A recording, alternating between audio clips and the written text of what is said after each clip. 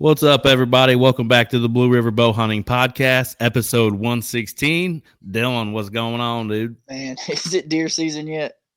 God, I wish, because I'm having the withdrawals bad. Me too. The heat's picked up, and I'm just like, let's just fast forward to fall, please. Yeah, we're starting to see little sprouts, getting some velvet on there. Not as big as we would like to see it already, but Dylan's you got one that's showing some potential for sure. Yeah, he's looking pretty built to be something. I'm pretty sure I know which buck it is, so we'll just keep the feed to him, and he's got plenty of food, so we'll just keep him stress free and see if we can't get him as big as we can. Well, our guest this week hasn't been on the show since episode 13, which is crazy because we've been doing this for so long now, over 100 episodes. Scott Thompson from Texas. What's going on, buddy? Yeah, doing great, man. How are y'all doing? Great. I wish it, like Dylan said, I'm not a fan of the summer months. The heat, I don't do well with heat. I'm ready for the August at least to get to this velvet hunt, get the season started. I am itching to get in a tree, and it's getting worse by the day because all me and Dylan talk about all day is deer hunting. So, it ruins me by noon. I'm ready to go hunting right now. Yeah, I know I was pretty busy during the spring. I didn't get out and do as much postseason scouting, as I like to, because I like to get out, before the forest greens up. You can see those trails and scrapes and everything. It's forest just naked, and I didn't get enough chance to do that. And then, yeah, so there's a few spots. Like, if I go in the summer with the snakes out and it's all thick, and it's like, I mean, it's just you're like, oh man, you force yourself to do it. But Yeah, it's so wild too going in there in the summer like that because, especially the difference that we saw in maybe just a few weeks turkey hunting. Yeah. Dylan can contest to that. The first couple of weeks, you're like, man, I can see up there here. 2 weeks later, you couldn't see 20 yards in front of you. And I was kind of comparing it to I own 5 acres across from my house here. Just a couple of weeks ago, I could see through there and everything. Now I can't see 10 yards inside that woods. Yeah, it was summer last year. I was June or so, and I was in Northeast Texas scouting some public, and I was going through some kind of waist high grass, and came this opening. I took a few steps. I heard this, it's like the sound of a click on a ratchet strap, and then a buzz saw. And wow. I never saw where he was at, but pistol, and I just walked back directly backwards to where I came in. But yeah, so summertime, I'm like, I don't know. But for everybody listening, the episode that I wanted to line up with Scott to bring him back on is, a lot of people are like us. They're diehard hunters. They're diehard bow hunters. That may be how you stumble upon this podcast in particular. But I've never met somebody or talked to somebody that studies whitetails quite like Scott does. And I wanted to highlight that quite a bit. I mean, he's from Texas, but I feel like he could hunt whitetails just about anywhere just because of how he studies them. I mean, talk about how you got into hunting in general and like how it snowballed from there to just becoming obsessed with chasing them. Yeah. Well, I guess, first off, yeah, thank you again for the opportunity to come on here, man. This is awesome, man. So For sure, thank you very much. Yeah, I first got into hunting when I moved to Texas. Gosh, it's been 12 years or so ago now, and had the opportunity through coworkers who've now become, close friends, right? Be friends even if we didn't work together. And one of those close friends, he invited me to his he and his dad have some property down kind of southeast Texas. They've got some stands and feeders and whatnot, and then the construction company I work for, we lease some acreage out in West Texas from a rancher out there, where we've got deer stands and feeders and stuff. And so, for 5 or 6 years, I was hunting from a stand with a rifle over feeder and everything.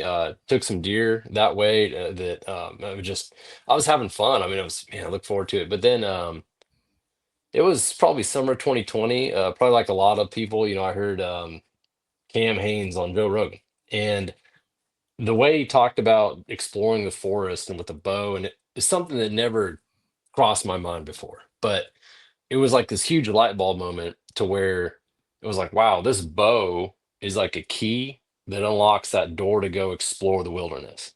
And that exploration factor is what fired me up, man. It's like, I was like, I'm gonna go get a bow. And went to Legacy Archery in Fort Worth. Fantastic shop owned by Roper Wall over there, great guy, and got a Hoyt Torex. And I just started absorbing podcasts, man. Anything, the Southern Outdoorsman, of course. Been listening to that for a number of years now, and just it was September timeframe of 2020, and started going out and just scouting. Really, you know, didn't really. I look back on it now, didn't really know what I was doing, but I was just okay. Here's the tip of a drainage. I've heard the tops of drainages are good, sure, and this is Northeast Texas where there's not a lot of topography change. Hmm. But I'm walking around and okay, tip of drainage, and I see like, oh, this looks like a transition where I've got like open kind of oaks and hardwoods, and there's like it transitions to thick. Oh, man, I'm looking at the ground, I see scat or droppings or whatever, and I was like, okay, well, maybe we'll set up here during season.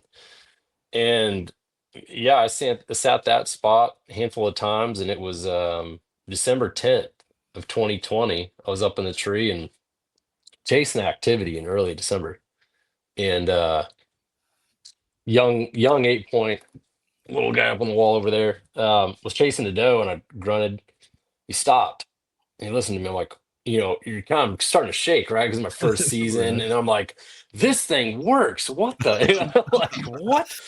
And blew another little grunt, and he turned and came in towards me, and he's coming in close, man. It's that moment of like, what do I do? It's like everything falls out of your head, and you're like, Right. and so he's turning, and I sent one, I missed him, and he's at 15 yards, and I was knock another arrow, and he kind of trotted and stayed right about there, and he gave me another shot, and I sent it through his lungs, and get down to the tree, what just happened, uh, and yeah, and I just quartered him out, and I was about a little over a mile back in, but it was like from that moment on, man, it was like, I mean, he's nothing to write. Well, that's the 9 point from 2021, but that's one from 2020, and he's nothing to write home about. But man, that deer is like the one I'm most proud of Yeah. because of all the shooting arrows in my garage and practicing with form and hiking in, and um, I remember I got to the campsite at midnight that night, and I was up with my engine running, going down to where I was going to park before anybody else was up. I got like 3 hours of sleep. And it was funny too because after I shot him and got down and confirmed he's dead, oh my gosh, what I'm like, okay, I gotta go hike back to my truck, drop my stuff, come back in with my knives and stuff. And as I'm walking out, I see this other hunter coming up the road, and his name is Mason Scott Thompson. Weird, right? That is weird. And younger guy, and so I was telling him what happened. Hey, you need help? I said, oh man, I got him good. He goes, hey, are you in that black Chevy? Yeah, yeah. And he goes, man, you got in like after we'd all gone to bed.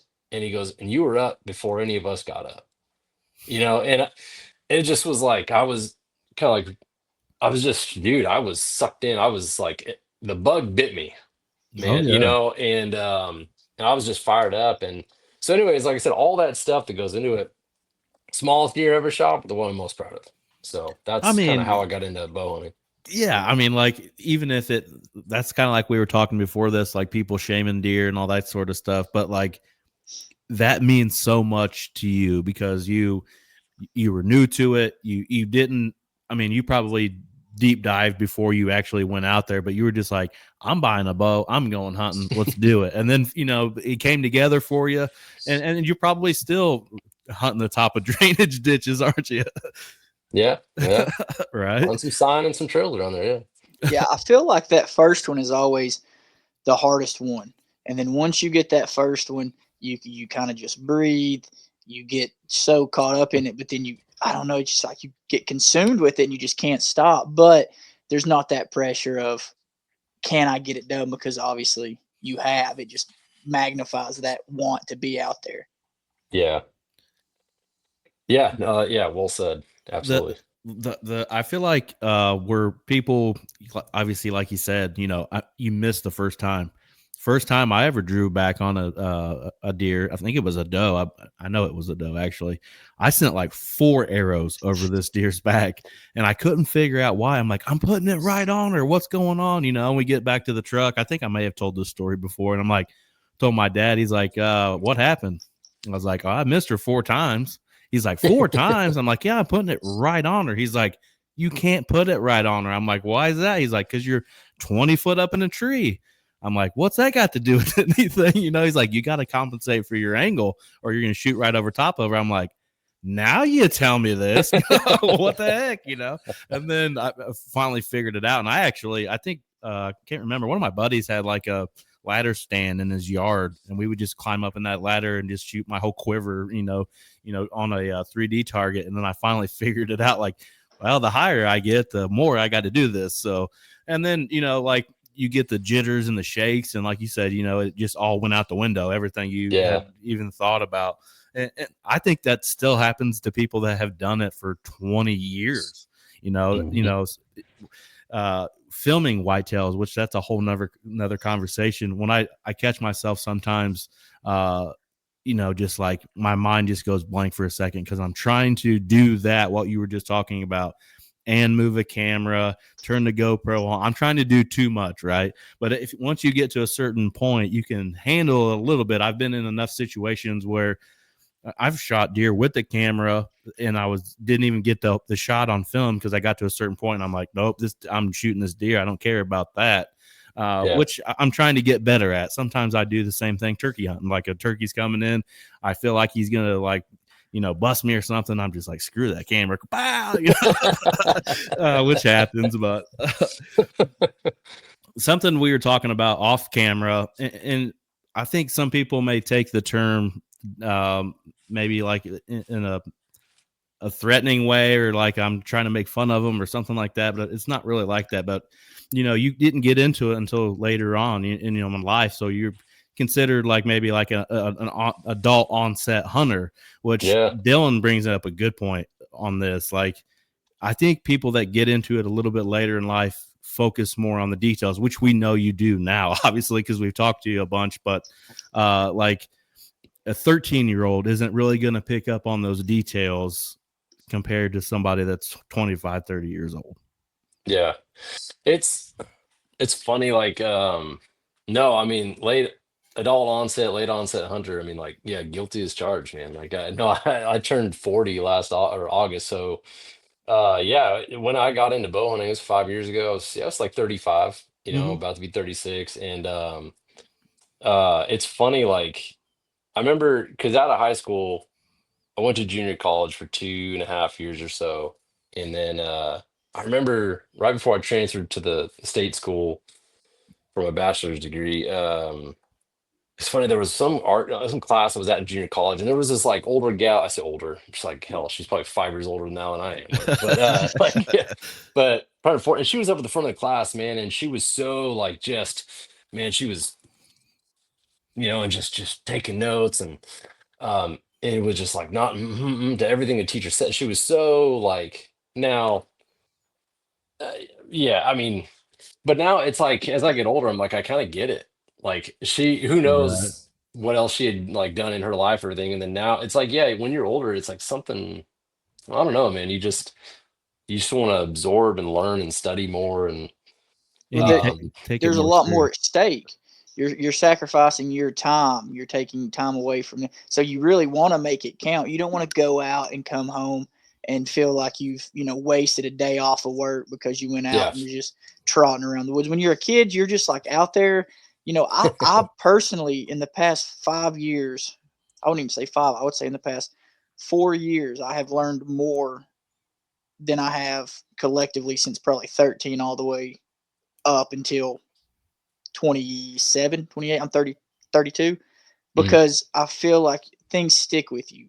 If I make mm, this mistake, it blows the hunt. I have to walk out. Then you're thinking, as a kid, I wasn't worried about if I spook them out today. I, they're going to be here tomorrow. That's what I would think. And I just yeah, didn't, there was just no, I was just free floating with the wind. And now I put so much more thought into it because it's like, okay, I'm pulling time away from the girls. I'm going to hunt. I want to come home with something. I want to come home. I want to it's just a challenge within yourself. It's not just about killing the deer, but it's about seeing the deer. If you can put yourself to where you could take one, that's a success, like a very successful hunt, because that chess game you just won, because Yeah. you're close enough. You could have got them. They never knew you were there. Yep. Some mornings when it's like that are way better than when you do kill one, because it's like you snuck in, you pulled one over on 15, 20 deer. They never knew you were there. Some Hmm. turkeys come through, bobcat. Like, that is the ultimate predator if you can Yeah. pull that off. How many times though, when you were let's say 15 to 18, or maybe even a little bit older than that, and you're like, man, I wish I would have, or like somebody gives you advice, it's like, man, I was that Mhm. age once, I'm just giving you Yeah. advice, and then you're like, yeah, whatever, you'll Yeah. fucking Yeah. say something like that. But like, now you're like that person giving the advice. So Yeah. when once you're in that stage, it's like, well, I did this with the wind blowing this way today, and I learned today I'm not going to do that ever again, or something. You know what I Yeah. mean? Yeah. No, that's a really good point. Texas hunting and Oklahoma. Explain like the terrain that you're hunting there, because when I think of Texas, I think of like cactus brush and like wide open setting with like no trees whatsoever, kind of thing. Yeah, I mean, well, all across Texas, it kind of varies. If you hunt, if you go out east of Dallas, you start getting into the pines, and I've heard like the Southern Outdoorsman guys, they've been out that way. They go, man, it looks a lot like Alabama out there. And I've been through some parts of Alabama. It's beautiful. And so it's the East Texas, you get a lot of the pines. It gets real thick. Now, if you go out west, um, 2.5 hours northwest Fort Worth out there, yeah, it's a lot of flat ground and mesquites and whatnot. I've hunted a coworker friend of mine. He's got property southwest of San Antonio, and it's a lot more flat with the mesquite trees and everything like that. Um, but the public where I'm at, there's not a lot of public in Texas, and Right. without naming the WMA, it's kind of that northeast area. Isn't it But under it's like 5%? it's like 2% or Yeah, that's something. what I Yeah, thought. I thought I've heard something like that. So everybody thinks Texas is like super easy to hunt. You can come hunt over a corn pile, but in actuality, it's probably 90 times harder, because you have to gain access, or you have to have yeah. that. And I'm sure the Big public's ranches. crowded. Yeah, the chunk, the chunk that I've hunted, yeah, there's been a little bit of pressure out there. Like I try to get away from people. That early December time frame that I was hunting, that those couple particular days in there, I was the only one back in there. And I think by that, because that point, I think everybody kind of, November for sure, you get kind of like the November rush, and then by the time it gets to like December, rifle season's been in, and I think people just kind of drop the bow. Um, but yeah, one of those deer I killed, I was the only one in there the whole day, going back to my truck, going to the parking lot, packing them out. So, Wow. but so that area, it's I would say the kind of the habitat and the cover is real diverse. You've got kind of the open hardwoods, and then you get the pines, so you get like nice transitions and stuff where you just boom, you'll smack into a wall like a bed of thick. Um, you can get through and navigate like in the early spring months, but I've tried to get through some of that stuff in summertime. I literally can't walk through it. Oh, Um, wow. so it's I like to have those edges, and that those transition points. Those are nice. But yeah, Oklahoma. I kind of hunt that southeast quadrant over there on some public, and you got a lot more hills. Um, Not as thick in some spots. But so I tried to kind of focus on the terrain features over there as far as like what I've scouted, and I've I've had some hunches that have led to me hanging a camera and then kind of confirming getting proof of life, over a period of months. And then later on in season, as I've sat those spots, I've had some close encounters, man, that just I mean, they haunt me in my dreams. That I, I've I that I've heard goofed that, up but on. But yeah, it was that October 22 or so. There was a spot where there's kind of a creek winds around, and you've got kind of two saddles, if you will. There's like a couple ridges that come together, and it caught my eye on the topography. It makes a pinch point. And so yeah, I think it was a couple weeks before we'd all met up in Indiana for the hunting camp, Yeah, that and was fun. I was on the ground walking the creek bed, and I dropped the pin right at the tip of this ridge, right in the little funnel there.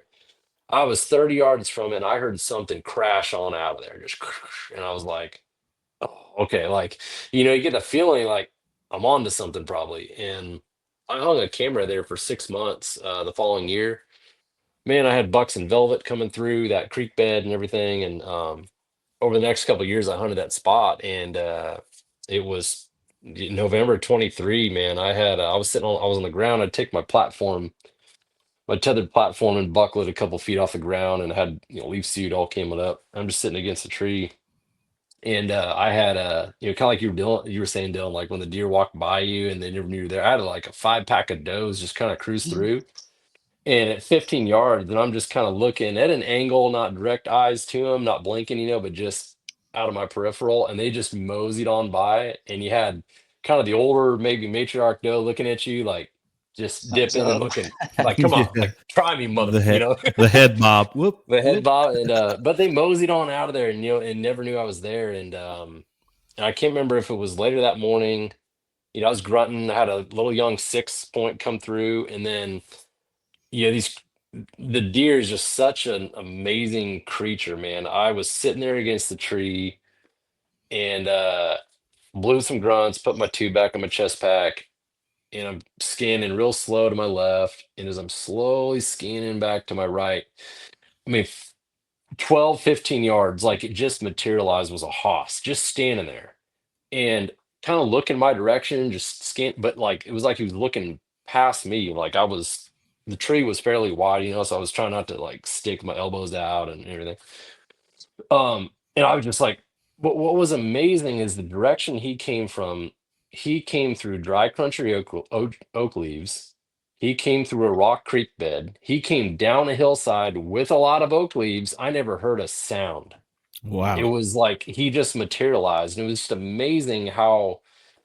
And it made me think back to 2020, my first season too, and I was in that same tree sitting there calling, and I just looked to my left. I heard a little rustle, like maybe I thought it was an armadillo. No, man, hoss coming through, nose of the ground, just gliding, gliding. And it was like you're watching him in slow mo with his feet gliding, and it's like I'm supposed to be hearing more noise than this. Hmm. And Right. he stops. I grunted. He looks up. He was probably 20 inches wide. And my leg Damn. didn't stop shaking for 5 minutes. I didn't even blow another grunt. I was like, I didn't know what to do. Um, but just, but yeah, 2023 on the ground, man, that was, had some just close encounters that, kind of like go back what you were kind of talking about there, Dylan, was just being close in the deer. And it kind of just, it lets you know that, hey, you're on the right track. Hmm. You're doing something. It's a journey.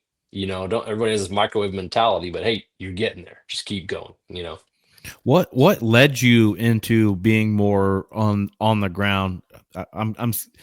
Like I know me and you hunted together when you came up for the public land hunt, and we were in saddles and that sort of thing. And I know you said you talked about hunting out of box blinds and stuff like that in West Texas. What led you to saying I'm gonna hunt more from the ground now? Yeah. No, I want to say maybe it was 2022, maybe somewhere around in there. I think it was September, and there was an episode of Wired to Hunt I was listening to, and Zach Fehrenbach from Hunting Public was on there. Mm-hmm. And episode of the title of the episode is A Contrarian Mind or something. I don't know. Anyways, if people want to go back and search for it, but what he was talking about in the episode was about hunting from the ground, and how, like, hey, you're if you're gonna hunt from the ground, be expecting to fail, right? But failures are how we learn, right? And so you got to accept the failures and just roll with it, because, and I guess, I don't know, in life I've always excuse me, I don't know, I've liked to do hard, challenging things, I guess, right? And it kind of makes me think back to, like, my mom told me way back when I was in kindergarten, it was something the teacher said, well, like, you know how to do that? And I think she says, yeah, you told her no, but you're going to figure it out.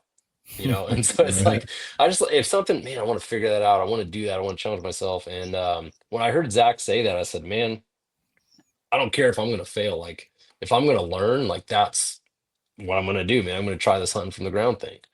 And yeah, I got one of those North Mountain Gear leaf suits. Good price. I mean, I think $90 you can get the full pants and top, but I really wear just mainly the top and then like hunting pants or whatever. How would you compare it? I mean, as far as you've done the saddle thing, you've been on the ground, you've been in stands and all that sort of situation. Yeah. What suits you the best, being on the ground? I think as far as where I have the most fun, and when you really start like having fun with hunting, like I'm just kind of, I mean, last year I was on the ground kind of early in the season and I'd seen a doe come out and she moved along the edge, and it was nice to kind of just pick my saddle or my platform off the tree and move. So you have that versatility. I just kind of like being light and mobile.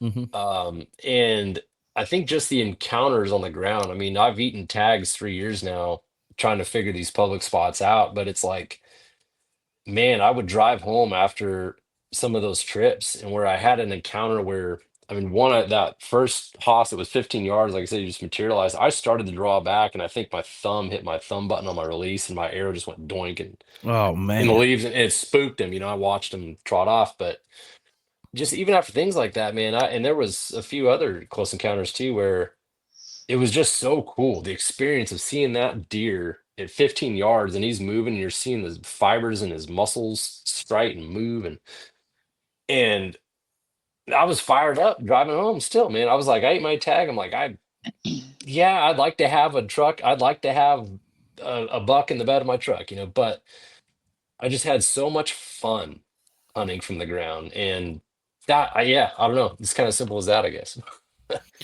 I've never really hunted from the ground. I've killed one deer ever from the ground. I was in Ohio. I don't remember exactly what year that was, 2021, somewhere in there. And I broke my climber while I was there. So I didn't have anything else. A buddy of mine ended up bringing me a stand. But there for a couple of days, I didn't have one. And I ended up shooting shot a 6-pointer from the ground on Ohio Public. Nice. But it's just where I'm at. It's going to be obviously totally different compared to like the terrain and stuff that you're hunting. I think even really in Tennessee where Dylan's at, I think being in the air is the ticket. Well, I think there's many different things. Yeah, go ahead. Yeah, here if you get on a tree, you may be 4 foot off in the front, but you potentially 10 foot off in the back. Yeah, right. Because of the elevation change. I've got one farm that I've killed a lot of bucks on that there was just no way to hang a stand the way that they were using it. And there was an old fence row. And there was a bunch of cedars that had grown up in that fence row, and we trimmed out this big U and then took all the cedars and didn't even put a ground blind up. We just turkey thug chairs and sat there, and they would just cross the back corner, check a scrape. But if you had flipped it and tried to hang a stand, you were shooting back towards the cows. So we couldn't do that. So we just had to get creative.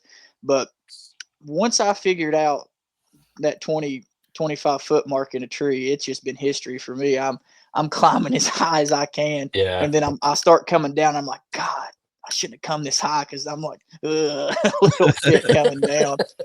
I just love the views a lot. I mean, obviously that sounds so cheesy and corny, but I really do love the views, especially here in wide open ag country where I'm at. It's like you get up there and the sun comes up and I can see for what seems like forever in certain spots. Just like that big one that I encountered last year. I could see him at 600 yards and he was coming right towards me, and I knew that he was going to get to me where I was at. So it gave me time to, I mean, he was a giant, don't get me wrong, but it gave me a little bit of time to shake off that nervousness. I was able to run a camera, a GoPro, and if he'd have gave me a shot, I would have had a shot. I drew on him like 3 times, but I like having that view. But another thing for me on it is scent. I don't know. I remember who we were talking to recently about that. I think it might have been Spook, of, getting up there and hitting your wind checker and see where that's hitting. you know, when you're on the ground, your scent is already eye level with them. You know what I mean? Like if I'm up 15 to 20 foot in a tree and he's at 15 yards, my scent may be blown right over to him. You know what I mean? But when he's at 600 yards, my scent might be blown right to him. You know what I mean? Yeah. It's definitely got its advantages and disadvantages, but I think it may be like when you came in here and hunted in Indiana, like you could kind of see like where it would pay off for you being up in a tree, even though we didn't really see anything that day. Yeah. But like I don't know, I when you do the whole on the ground versus being in a tree, I think it may be just depending on where you're hunting at in the country, in my opinion. Yeah. I definitely, I do enjoy being up in the tree. I mean, like you said, the sun coming up and kind of that forest coming alive, and you're just kind of hanging your saddle and you're watching that sun just crack, and um yeah, there's like a spiritual element to it, man. It's pretty cool. Um, yeah, yeah. Yeah, it's got a lot more room for error too for me just moving. For I've been sure. real Yeah. big on, finding a beech tree thicket and climbing right above that beech tree, the top. That way those deer, because I don't try to get where the deer are. I try to get, 30, 40, maybe if I've got my muzzleloader, I'm trying to get 50. I'm trying to get as close, but stay just. So I'm looking for cedar trees, beech trees, and I'm trying to climb right to where that stops, to where I've got a good Mm, shot. And that's helped a lot. But it gives me a little bit more room to move around because I like to stand up in my climber. So I'll stand up, leaned up against the tree, and I'm watching. And it's just been tremendous for me. But our elevation here is tricky. It can go from straight down to big open top flats. So Brett's seen it. He's hiked it. He knows that being able to Yeah. get 20 foot up opens up a whole nother ridge. It opens up a whole nother finger that, it may only be 80 yards from you to that top, but there's a 60-foot ravine in between you. So if you're sitting on the ground and all that stuff growing up out of that ravine kind of like limits it. But now I will hunt the ground during muzzleloader if I need to, because I'll take my little ones with me a lot. So we'll go oh out and yeah. we'll cedar brush blinds in, and um, about an hour and a half tops, depending if she gets into a good movie, is all she's lasting right now. But yeah, man, I love a good ground hunt, and I've got some spots here where a ground blind works better, or just a turkey thug chair, tucked in with some cedar branches laid over top of you. For sure. Yeah. Something else I wanted to bring up, and I could be totally wrong on this, but I feel like it's more in the turkey hunting culture than the deer hunting culture, but reading literature and books on Mm. hunting and that sort of thing for the particular animal. But you read books even for whitetails, right? Yes, sir. Yeah. And it just comes from podcast recommendations I've heard through the years. Yeah, I'll just get on Amazon, or I found a few over the half price bookstore over here. But yeah, I think one of my favorites that I've recommended to a friend of mine who I work with, we got into bow hunting year before last, and I said, hey, if you want to learn about topography, man, I don't know if you got the video, but I got the stack here, man. The stack of my favorites right here. That's awesome, man. So my let's see, yeah, one of my favorites here. I'm sure people probably maybe seen this one, but like the Mapping Trophy Bucks by Brad Herndon. It's just such a great book on topography, man. If you want to start out learning about topography and how bucks use edges and funnels and things like that, and tips of drainages, like it's all in that book. Mhm. So I've heard that book recommended a number of times over podcasts. Dylan, have you really heard? I mean, of people reading? I'm just not a big reader in general. I'm actually I'll probably pick one of those up just to give me something to check out, and maybe the evening time. My wife and kiddo, they're always sitting in the living room reading. Maybe I'll join them one evening. But Dylan, have you really heard of people reading whitetail literature? I mean, the turkey literature is insane. Like Yeah, they really dive deep in that. the turkey Mm, I've heard, top tier. as a waterfowler, there's a lot of books about, duck dogs. You've got Token's book on how to, train a retriever that I've read. Um, I've read some short articles that I felt like were very well written and like actually apply to, like, this isn't just some dude in an office writing what he thinks you want to hear. Like, this is a dude who has experienced this and can like word for word, like you can almost imagine that situation. So that's as far as I've went with it. But I think, I'm kind of at that age. I'll probably throw a book in my tree stand pack and take it in with me, That's true. and just kind of pass time, because each property you have your main time movements. That lull to where you can kind of get away with, passing a little bit of time, because I've been real big on not being on my phone or trying to. Yeah. I have Yeah. been There's like two people that I'll put on that can come through, um, if it's on do not disturb. And I've been just putting my phone on do not disturb. The colder the better, because my hands are going to be cold, because I don't True. wear gloves. Yeah. Just can't do it. And Yeah. I've just really been able to just sit back and just watch squirrels, the bobcats, Hmm. just appreciate nature. This is kind of a funny story. I have been after this groundhog under my barn That's for, I mean, months now. I mean, it got to the point where I brought a gun up out of the gun safe and I was like, I'm going to catch this big thing out here and I'm going to shoot it. And I finally got the opportunity to shoot it yesterday. And I run in off the tractor and I grab the AR and I come shooting out. And I get on the back porch and I get, centered down, and I see something in the grass. And I'm like, what is that? She had 4 baby groundhogs. oh, Oh, And they're man. the oh cutest man. things I've ever seen in my life. So today I took them watermelon and I put down there. But it's just so funny because I That literally went tables from, turned, didn't it? yeah, I went from going to kill this groundhog because it's digging holes in the barn to just, all right, well, now I'm feeding her. But as soon as Mm. those babies are raised, it's game on again. But, Yeah. Then you being got 3 able more. to slow down and enjoy it and not have, because I used to really want to, send my updates to my buddies. Hey, just seen, this deer, whatever, and keep them up to date. And now I'm just like, I'll get them when I get to them here in a little bit when I calm down. And I can't tell you how many deer have probably snuck by me because I Mm. was on my phone.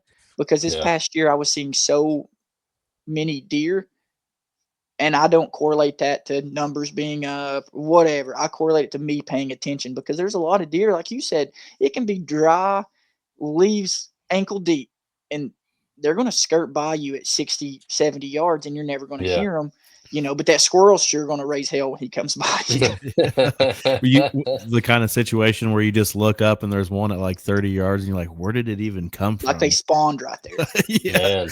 But I love that though, staying off your phone and reading a book. I may have to do that this year because some of those all day sits, I've had to like charge my phone on my Hmm. little, because you can plug like a power bank into my harness, and it's got like a little port where I can plug my phone in, which is really nice in November when I've been sitting there all day.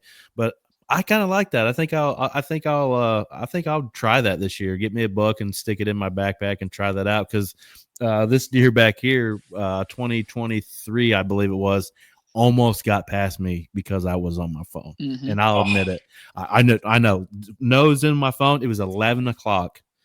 11:30, somewhere right in there, and I just yeah. happened to look up and he was going into this thicket 70 yards or so, and that's when I hit him with the snort wheeze and thought he was Huh. leaving me, and he circled back and I ended up shooting him. But I would have never known he was there because it was a drier November, but he was walking in a grass field, so it's not like he was making Hmm. a bunch of noise anyways. And Yeah. like one of you two brought it up earlier about that there's certain properties that have that movement at a certain time, and Hmm. that particular property is known. I've hunted it since I was like 13 years old. I always see deer midday. Even when I shot that deer, it was like 75, almost 80 degrees in November, Mm. and I still saw him midday. You would think there ain't no way he's chasing does at 80 degrees, but he was. I got lucky Mm. for sure. I've heard guys talk about that 11 to 2 time frame. Has that Hmm. been y'all's experience too? Yeah. Money, money. Well, and I've gotten a lot more patient in the past 2 years. I've learned the time management thing. I'm really going to enjoy being in there, and I've got one farm that's just it's a bear of a walk. So if I'm in Mm, there, I'm not leaving and coming back. Like if I'm there, I'm there. And Mhm. I've noticed that you catch that twilight movement, that first, before sunrise, right? We silhouettes. It's really good. And then mm. you can count on, you'll probably see a couple deer, but bet the house 9:30 to 3 o'clock, they're coming through almost like clockwork. Huh. Wow. That's definitely something that I feel like people will get more of um, experience once they've hunted a property for so long. Because there's other places that I was able to hunt last year where I might as well just went home because I didn't see anything in the middle of the day.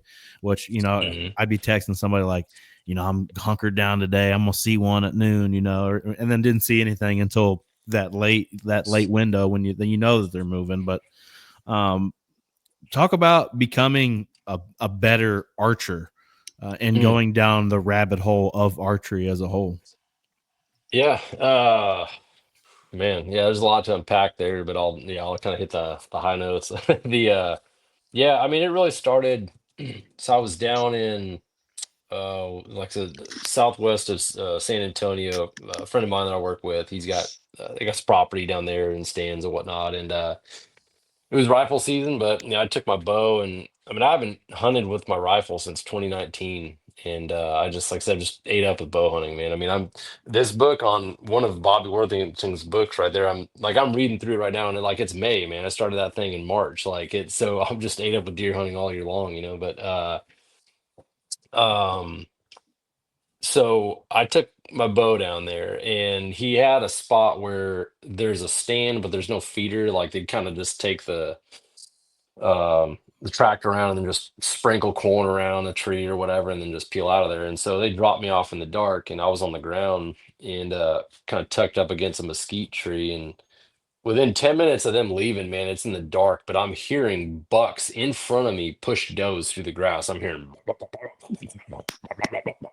and I'm just hearing, I'm like, you can't see it, but you're like, please just don't let it be a hog run up on me. Like, and so, and through it, I think it was that Saturday or it was that last Sunday before we are gonna head back home. And man, I'm watching this spot and where he'd thrown corn out, and this doe comes out from the trees, and she's kind of slow trot. She stops and her tail's up, and she kind of moves and keeps going, her tail's up, and I'm like, oh, well, I know what that means. I'm looking behind her, and this hoss dude with this chocolate rack is just Mm. he steps out like so cautious behind her, and the sun is just gleaming off this chocolate rack, but he's like stuck back in the shadows, like he's just apprehensive about coming out.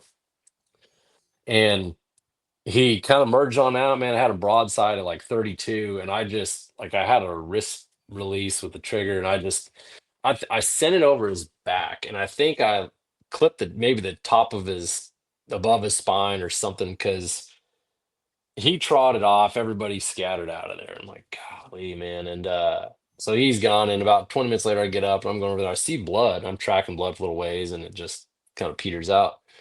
But I rushed the shot. I was nervous, and I punched that trigger.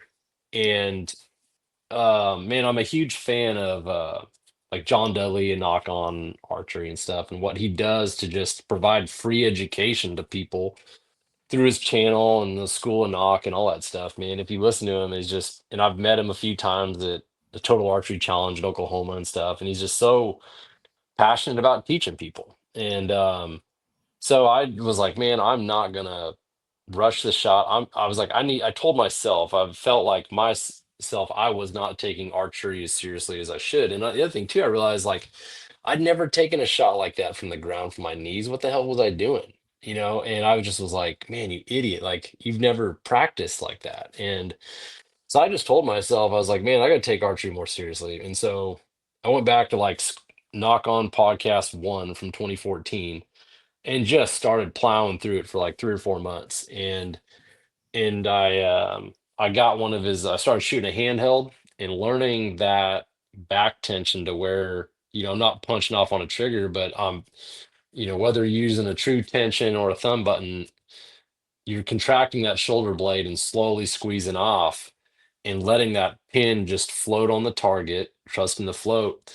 And um, I I did that. And I also took a Joel Turner shot IQ course, and where he really talks about staring through that pin, letting the pin blur out, focus on the target because your subconscious is going to bring that pin back to the target.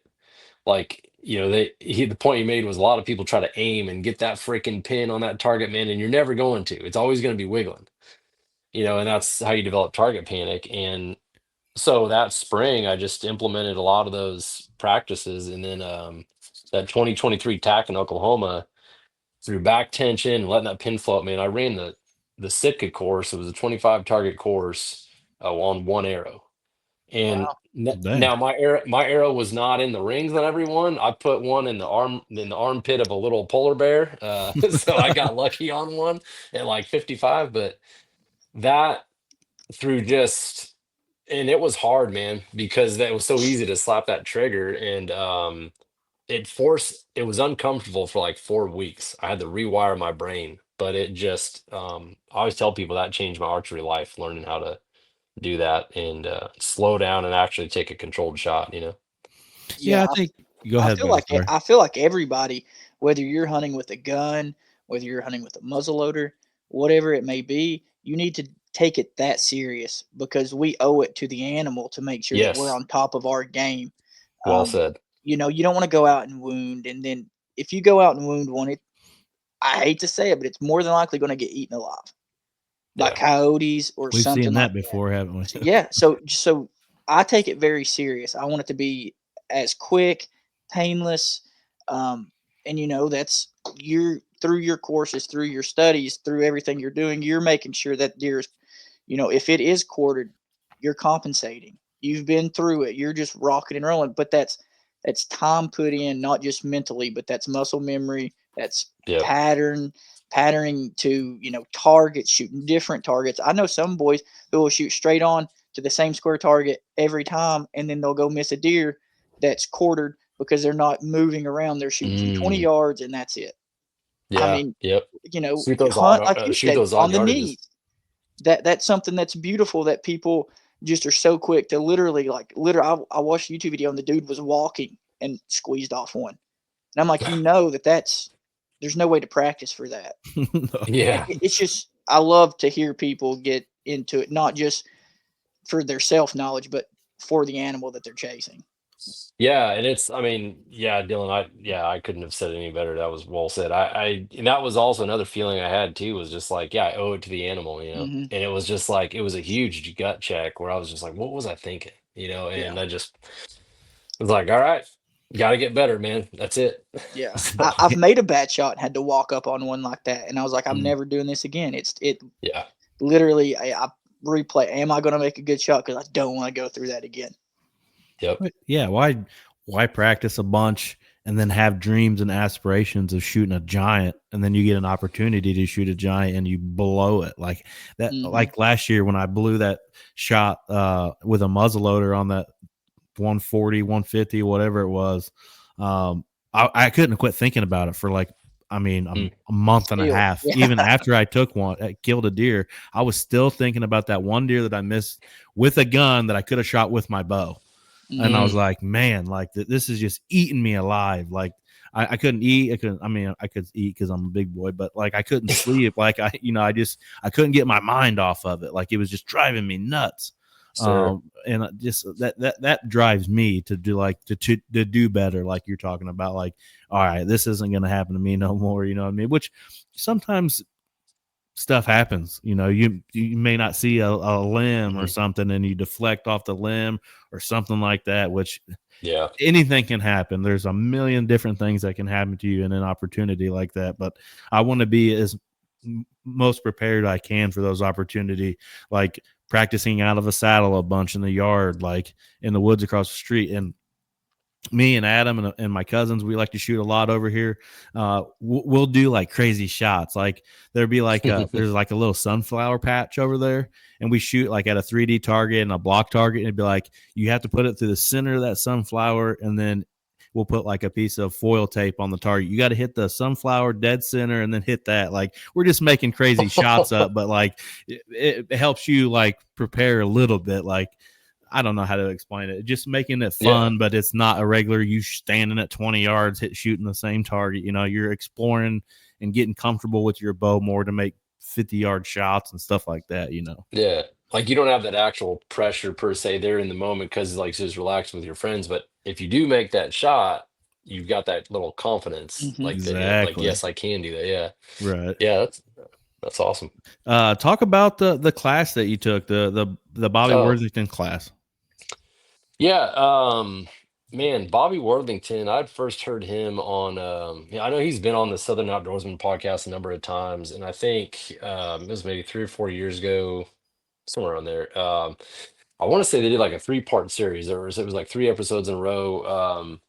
Because Bobby is so, I mean, he's got to be in his 70s now, and I think he's had like the most amount of record bucks or something in like in North American whitetail, or I mean, he's just going back through the years, just a phenomenal, just a legend. And I'd never heard of him up until like I said 3 or 4 years ago, but I just really liked how structured he is, and he's got like a list of priorities as he's going through talking about like how he scouts and these long range funnels and short range funnels, and how he just really breaks everything down. He's just it's like he's such a great teacher. And so I follow Joe Miles on of Osio Gear, Mm-hmm. and I think it was towards the end of last year on Instagram, he posted, hey, we're taking signups for Bobby's whitetail class next spring. And email me if interested or whatever. And I was like, holy cow. So I emailed him and, hey, what's this about? And basically, so Bobby's out there 2 hours east of Nashville. And he's got where he lives, and then there's a large chunk of land that he manages right close by where he lives.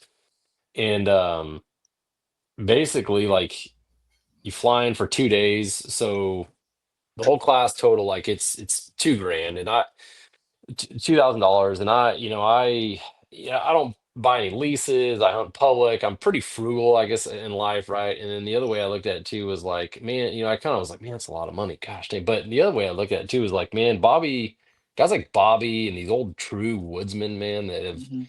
been living in the woods since they were kids, and they're like those World War II and Vietnam vets, those old vets, man, that there's not a lot around, a lot of them around anymore, and while they're here, we need to take advantage of that time and talk to them and pick their brain. And I knew if I didn't do this class, like I would regret it one day, and so signed up for it. Flew out there as the end of April, and Joe was there, and it's like 2 days in the field. There was like a half day in the classroom, well, 4 hours, 3 or 4 hours, something like that. And then it was like 2 days in the field. And what Bobby does is like, so Bobby's a rut hunter. Um, the rut is what he focuses on. He's not like early season fine feed trees and all this. He's the rut. And so the way Bobby breaks it down is he's all about the mathematical odds. Um, he wants to put himself in a position where he has the greatest amount of mathematical odds that a deer is going to come by. And so what he does is like it's in his book, his latest book too. He talks about it and stuff. It's been on podcasts and stuff, but he'll focus on like he loves the tips of drainages, for example. And so he would take us to like these steep drainages in Tennessee, man. Where you're on this ridge, you're Hmm. looking down like, oh, we're going down there. All right. Um, and so you're kind of focusing on the tip of this drainage, and he has us fan out. There's a group of 8 or 9 of us, and somebody finds a faint trail here, somebody finds a trail there, and we start walking the trails.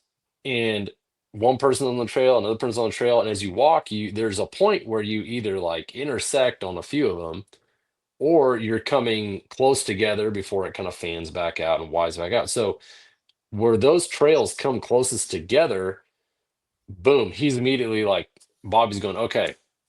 let's think about our wind, our thermals, like, and if it makes sense for a spot, he's picking a tree 15 yards of where those trails get closest together. He's picking a tree for a northwest wind. He's picking a tree for a south wind, so he can shoot both directions.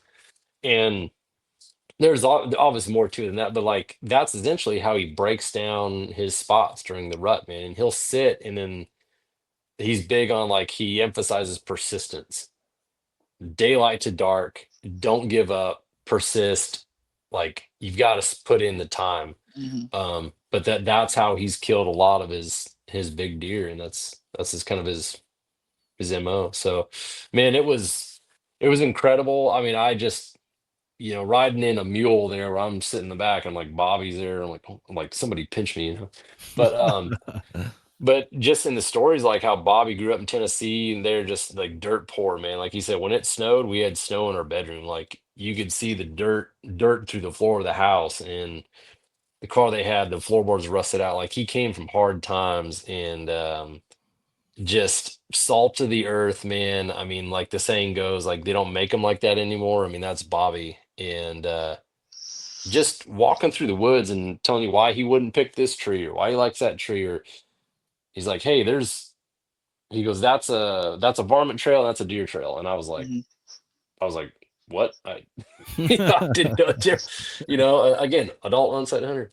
Well, that probably threw you for a loop, anyways. Being in Tennessee and the Mhm. variation of elevation compared to what you're used to. Hell, it throws Yeah, me off, and Yeah. I've been yeah, deer hunting for a long time. Yeah. It yeah. There sounds were like some you wasn't too hills. far from me. Yeah, I was gonna say 2 hours east of Nashville. That's Yeah, because I'm about damn three near. and a half. So Yeah, it had to have been in Cookville or somewhere. it Bloodsoe County. Hmm. So I don't want to Yes. say exactly. Yeah. It's pretty close. So, Right. like, going to this class, what do you take forward, and like, what are you doing going forward from that class that's going to change what you normally do? So, it made me rethink a spot that I kind of discovered the end of last season on the Oklahoma Public, and so I've been set up kind of in that creek bed that I liked and had good encounters. And the only time I had a guy walk in on me, I heard movement. I'm thinking, oh yeah, here we go, and then I seen legs. I'm going, oh man, waved at him, and he turned around and walked off. But I got down. I said, man, I want to go check out this spot kind of to the south of me where, like, if you look at the topography, it kind of looks like a little starfish where you've got drainages coming in together. It's like a little hub. And man, I go over there and I see a scrape that sort of size of my desk here on the ground, and looked like it had been worked. It had droppings in it, nothing too fresh. But there was a cedar tree, side of a cedar tree, all rubbed up 30 yards away. And I'm like, ooh. And coming in there, I'd crossed one trail and I made a mark of it on X, but I never paid too much mind to the trail. I was more focused on the scrape and the rubs. And so now when I'm thinking about it, like Bobby pointed out some of these scenarios too on some of those funnels or those drainages that we hit. You'd see the rub, and the scrape over there, but that's not where the focus and where he was setting up on for the rut, right? It's, maybe pre-rut or something like that. I've heard guys like to shoot scrape or hunt over scrapes like pre-rut. Absolutely. But during the heart of the rut, when they're moving and everything, he's focused in on those trails. And a lot of times those trails and that point where he would set up was 40 yards away from those scrapes and those rubs. It was all where those trails come together. So now I'm thinking about that spot in Oklahoma going, oh, man, I saw that one trail. My ass should have paid more attention to like some of the other trails around there. And now I want to focus and go and walk those trails out and see if I can pick up multiple in that vicinity and see if they're coming to a point. Mm-hmm. For So sure. that's the big takeaway. Yeah, that makes Um, sense. yeah, for sure. I don't know about you, Dylan, but I definitely hunt scrapes in that pre-rut activity as much as I can without being like right over top of one, basically. Kind of like you see a rub line, sometimes you see scrape lines. And it's so open here that those scrapes may be on like the corner of satellite woods or something like that. It's finding out how he's getting to it is more of the question here. It may not necessarily be where you guys are at, but like I got to think in my mind, well, he's going to hit this one. He's going to hit this one. It's all on the east side. I don't see anything on the west side or the south side or the north side. Where is he coming from to get to this? That's in my mindset. That's what I'm trying to play out in my mind to get myself for a shot on one of those big bucks. Yeah, Makes sense. I've been with me. I've created so much bedding, Brett. There. I mean, it's hard to walk through the edges of my woods and not see trees just beat all to hell. I mean, they're running this 15-acre on the edge of this 15-acre bedding, and they're just destroying it, saying, "Hey, this is my turf. Don't come in here." Huh. And then a lot of times I've noticed my scrapes aren't really. I mean, they're getting hit, but I try to hit those pinch points because I know they're looming around. And I've watched last year a buck. He come out and he didn't go physically put his hoof in the scrape, but he came out, stayed up or downwind of it. He was kind of checking it out, and then he never left the woods. He never went out into the field. He got downwind. I guess he didn't catch what he was looking for, hadn't been freshened up, but he was like 40, 50 yards away from it, and he stayed right, Brett, under that double stand, went right back into the cedar. Never came out into that bottom field. Wow. So, yeah, I mean, there's a lot of rhyme and reason to the trails, and I've always heard that sometimes the main trail will always have a secondary, and that's a lot of times in the thicker stuff, maybe 10 yards off, a little more head cover, stuff like that. And I've always heard in situations you'll see a doe come out that clear trail, and then that buck will be kind of looming off in the darkness a little bit. That's kind of exactly what I was getting ready to bring up. The last nice buck that I killed 2 years ago, we came up with a saying here. He may not, what was it? He may not do it 3 times, but he'll at least do it. I can't remember exactly what we said. He may not do it. He'll do it twice. He'll do it twice, but he may not do it 3 times. And Adam wanted to film me. He had already killed his buck. And he said, dude, that buck was in here last night. I couldn't really see him all that well. So we went in there. He had pictures of him at like noon, but this satellite woods was surrounded by standing corn. So we had to come in on one side. I was hunting the standing corn basically on top of it, but I had the woods behind me. And about like you're saying, Dylan, I seen the does coming up the side of the edge with the corn, standing corn. And I'm like, he texted me green light. You can shoot a doe if you want. And I was like, I might, I'm not here for that, but I might, if I'm feeling funky, I might. And about that time, I could hear the difference in a walk. I was like, man, that don't sound like one of those does, but he was on the inside of the woods. He wasn't on the edge like they were. He was on the inside, and you should have seen him. He was all bristled up, come through there. He was going beelining straight for this scrape, and I couldn't get a shot. He was 40 yards ish. And he went in there, and we have it on video. You can just see this tree. This tree is just shaking. He's just dominating this tree.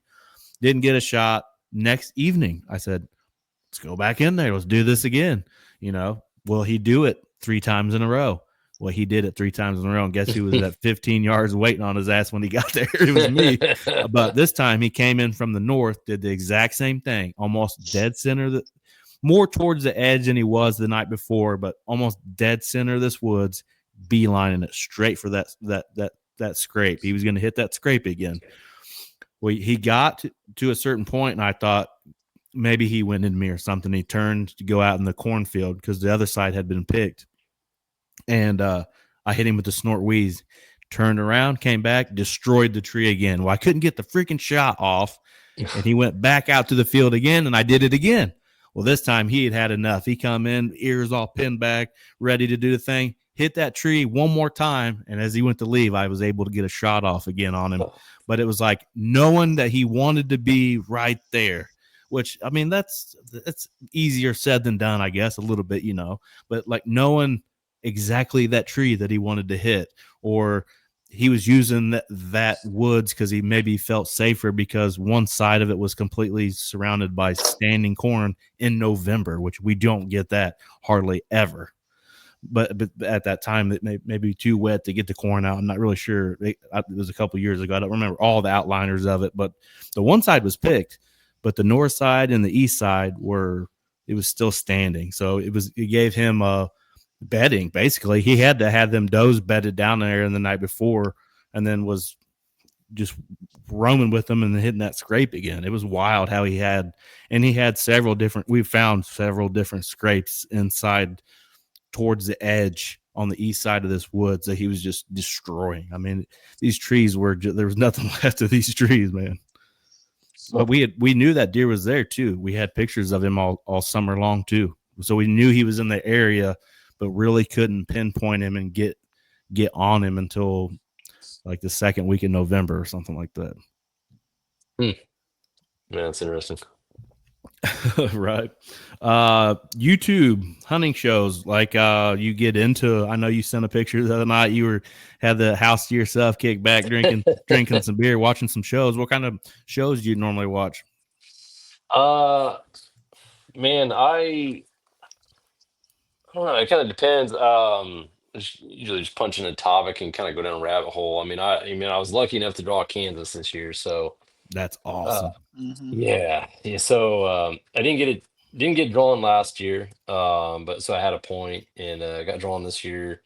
I'll be out kind of towards the eastern edge of the state. But yeah, the other evening, man, I punched in Kansas public land bow hunting and kind of went down the rabbit hole and various videos. And there's another book I've got.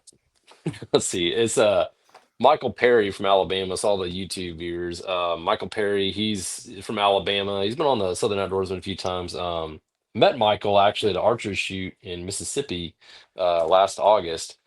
But he hunted Kansas, I think, last season, and they focused on the draws and the drainages. I'm not sure what part of the state they were in, but got thick transition cover and those drainages, and I believe so. Yeah, man, I don't know. I watched some of the hunting public, of course. Just kind of whatever topic I want to know more about at the time, I'll just go down a rabbit hole, man. How are you going to attack Kansas? Is it going to be like you go there for a couple days each time? Or are you going to go for a week? How are you going to do that?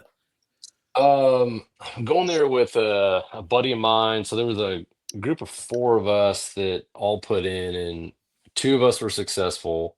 The other two, I believe, are still going to go just to either film or whatever, have a good time, hang out. And right now, I think, and it may change, I'm not sure, but I think the plan is to go there, spend a good week, and so I would imagine at least a couple days scouting, just boots on the ground, scouting, finding sign. Of course, I've got trails kind of at the forefront of my mind now too. Um, Man, I've never been to Kansas, and so I'm just, I've kind of just been going off of what I've heard guys talk about and what I've seen on YouTube. So again, none of this is personal, like past Right. experience. So I don't know. I mean, what have y'all heard about hunting Kansas? I heard it's a lot different compared to what I'm hunting because I'm used to having cover or trees to get into and that sort of thing. I've heard in certain parts of Kansas people have had trouble just finding a place to even sit. But I have heard kind of what you're talking about, those creek, real thick creek drainage ditches type of situation. You may not be able to see 30 yards, but I've seen a lot of guys shoot some really nice deer on some of those spots. Yeah. I'll probably be in that same boat next year. I just bought the point this year. I didn't want to draw it this year. Bought my Iowa point again. I got 4 points for Iowa. I'll have 5 next year. So it's wild to think that way, but I could pick next year. Do I do Iowa or do I do Kansas? Or do I do both? Hey, don't tempt me with a good time, but I probably may be sleeping on the couch for a month, but man, I'll do both. I think I'm going to do Kansas next year and save Iowa for when somebody has enough points to go with me. Adams bought some points. John Ruiz has bought some points. I'm just trying to get. I don't want to do it by myself. And it's going to be such a legendary trip that I want to be somebody to be there with me and do it. You know what I mean? Yeah. I bought my second point for Iowa this year. So too bad you can't buy more than 1 point though. I know, man. But it's expensive just to buy one point. Yeah, 65 bucks or 67 bucks. 65 bucks, yeah. Yeah. Well, buddy, I've had a blast talking some whitetails with Yes, you, man. sir. I'm glad you were able to come back on and talk Yeah, with us likewise. again. Yeah, no, thank you very much, man. It's been awesome, man. Yeah, thank you. Yeah. And Dylan, yes, yeah, nice to meet you. First Absolutely, time yeah, here. Yeah. yeah. Yeah, so yeah, good. We've Yeah, got. I next don't know what you're doing in October, but we have put together true. a hunt to help. Yeah, talk about that. You haven't really talked about Yeah, that we've on here ironed out a yet. lot more details. So I'm gonna do a hunt to help. It's actually on the bow hunting league. It's going to be a camp. I gave him X amount of spots. I said send the guys. It's going to be like a public land shootout type thing. Um, so anybody's welcome to come. We're going to take the meat that we kill, and I have families that their grandsons have passed away or their Mm, dad have passed away that they don't get venison anymore. yeah. So it's a way to take these deer, give them to families that can't obtain it, or maybe they can't afford to hunt and travel, or it's going to take a little bit of the burden off to have extra money during Christmas time by donating some of these deer. I have talked to a lot of people, processors mainly, and for me to make sure it goes where I want it to go, we're taking it straight from the field to the family. There's Mhm. Wow. no in between. It's going to a family, and they're going to either take it straight to the meat, or if they want to have it processed, then we will obviously take it and have it processed for them. Mhm. So we're working this out, but there's going to be a lot of people here, kind of just public land, bouncing around, chasing. Some great Man. companies are going to do some prizes. They're donating stuff to me. Um, we're going to do a prize for the biggest buck. We're going to do a prize for the biggest doe. We're going to do a prize for the first deer recorded down. So if you shoot one, 710, if you've got it on camera, then when everybody's together, we'll have a couple officiants and we'll say, okay, well, this guy, he's obviously, um, he had it down first. And then if you kill a deer, then you're going to name in a hat, and we're going to just raffle off some things, trail camera stuff like that. Mhm. Right now, Woodhaven, Drake Waterfowl, B&B Custom Calls, the Yep. Boutique, Fourth Exact Arrow, archery. Exact Archery, Elite Petroleum, Southern May Construction. Like there's a long list of companies that are saying, "Hey, what can I get you? You want a gift card? What can I do?" So we're gonna just have I told them, "Hey, Yeah. let's get a pack of trail cameras. Let's do this," and we're trying to make it just a big old school camp to where everybody goes out, hunts, comes back. We'll do some prizes. We'll probably skin some deer, help some families out, Mm-hmm. and then just hang out at a bonfire here at the farm. And that's something that we really want people to come together for a good cause and shine a positive light on Oh, what heck yeah. we can get done as a community, because there is so much buck shaming or um, privacy when it comes to deer hunting. Like, nobody wants to know where I'm hunting, and I'm one of those guys. I don't want nobody to know where I'm going or what I'm doing, but I want to all come together and be like, okay, and just swap stories, man. We've built this turkey roundup, and it's just one of those things where people are ready to just get hunting over with so they can come to the house and hang out, because it's so Right. much fun. And this way we're just being able to give back to the community a little bit and help some families, and there's gonna be a lot of cool people here, I think. Yeah. So yeah, it could be pretty big. Man, if I can swing it, you said that's October sometime? Yep, Yep. October. What's the date, 18th. Brett? 18th. Yep. So Yeah. that weekend. Good time for a road trip if I could swing Yeah, it. And yeah. Tennessee Let's is see. wild, man. I've got like within 2 hours, probably over 50, 60,000 acres of public, Mhm. Yeah. Big pieces, yeah. like huge chunks. And Yeah. there's guys bringing boats. There's guys. I mean, it's going to be fun. I think some of them are going to get like a big Airbnb, Mm-hmm. like right up the road from the house, so that like everybody, just one big camp where everybody's just here to have a good time. And there's going to be, I think a lot of people are just out to get a doe, just to donate. Mm. They're Oh, for not sure. going to wait for that 160, 170 to come Yeah. cruising through. They're going to, big picture at the end of just everybody. And hopefully it's a good time, and people show up. I think we'll have a good turnout. Oh, for Yeah. sure. Oh man, I'd stop on the way and grab a few extra packs of broadheads, man. That's an awesome cause. That's so cool, Yeah. man. What a great cause, man. That's freaking awesome. Yeah. Yeah. We'll have to do like an official podcast on that at some point, maybe like in September or early October or something like that. Get more details out to everybody, and give you a list of updated list at the time of everybody that's donating towards this. And it's going to be a real good time. We're definitely looking forward to. I think it's going to be the old school camp plus donating the meat to the families and stuff. That's, I mean, that's one of the coolest things I've heard of in a really long time. Yeah, man. Awesome. But Scott, it was good talking to you, buddy. Tell everybody likewise. where they can find you at on the old social media bug. Man, I really just do Instagram. It's Scott CSUC 2008. Just look for Scott Thompson. Yeah, just a picture of me. It's like my picture from work, man, and like a dork in a blue shirt, just smiling. So yeah, no, that's me. That's about it. So I really don't do Facebook much, but so yeah. I got you. Dylan, anything before we wrap tonight's up? No, it's just time to pray for dry weather for a minute and get some of these food plots done. I'm chomping at the bit. I've been putting in some crazy hours trying to get it all tuned up. I think you said it looked like a fairway. It looked like a fairway on a golf course is what it looks like. It's like, crazy. Wow. But for anybody out there, if you're interested in the bow hunting league, registration's open for that. 3-man teams. You can check out the rules and regulations on the whole contest page of that, but go check it out. And we'll see you back here again next week for episode 117.